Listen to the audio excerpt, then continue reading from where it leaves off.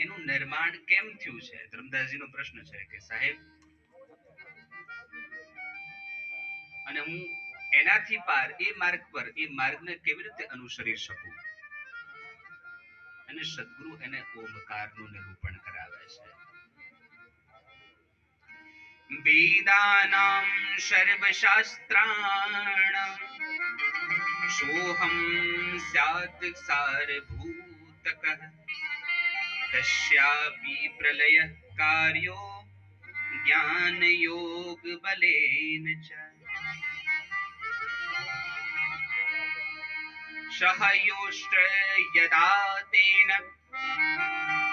પ્રલય ઉભયો કૃતઃ ઓમિતિ ત્રિવર્ણો ચ તદા શિષ્ટો તયોરપી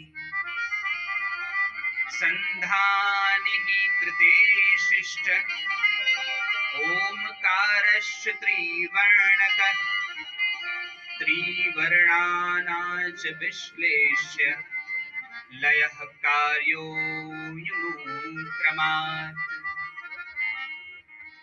હવે સદગુરુ કબીર સાહેબ ધર્મદાસજીને સમજાવીને સંબોધીને કહે છે કે ધર્મદાસ,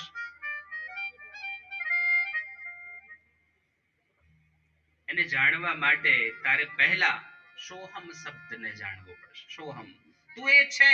કોણ છે? તો પહેલા આપણે ચર્ચા થઈ, તું એ પરવાયેલો છે.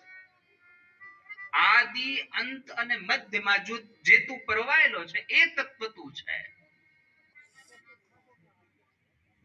સમજો એટલું સમજજો, અઘરો વિષય છે, સમજાય એટલું સમજજો. તું એ તત્વને જાણજે અને સમજજે. એ સોહમ, એના સકાર અને હકારનો લય કરજે. જ્ઞાન યોગ બળથી, જ્ઞાનથી અને યોગથી.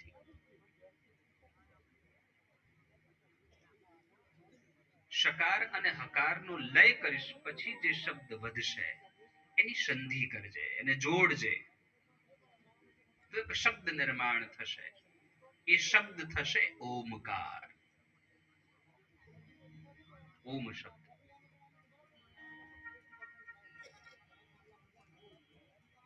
હવે જ્યારે તને એ શબ્દ પ્રાપ્ત થાય